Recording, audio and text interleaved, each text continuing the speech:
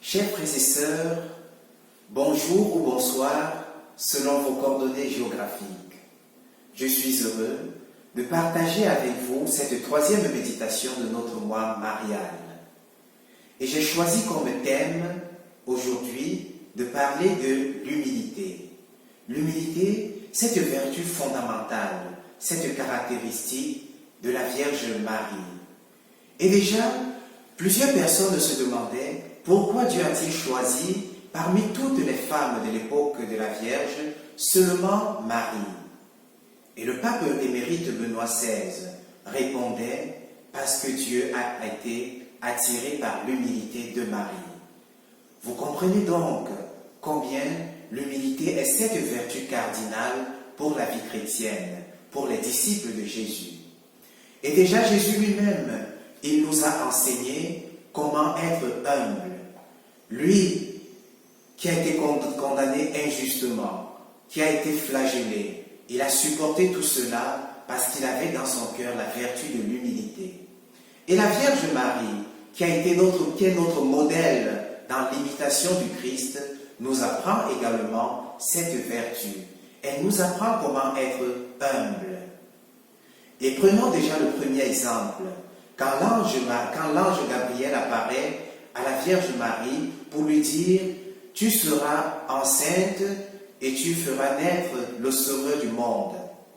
La réponse de la Vierge Marie, elle dit ceci « Je suis la servante du Seigneur, qu'il me soit fait selon ta parole ».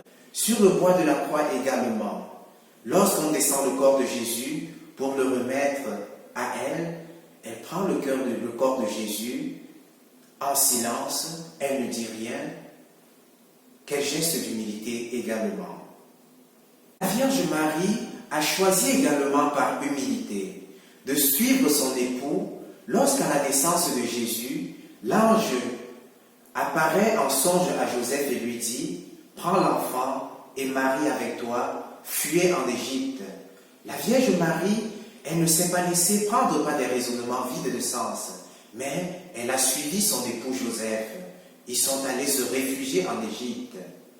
Également, elle n'a pas réfléchi des pourquoi. Lorsque le vieillard Siméon lui dit que son fils le Messie souffrirait beaucoup.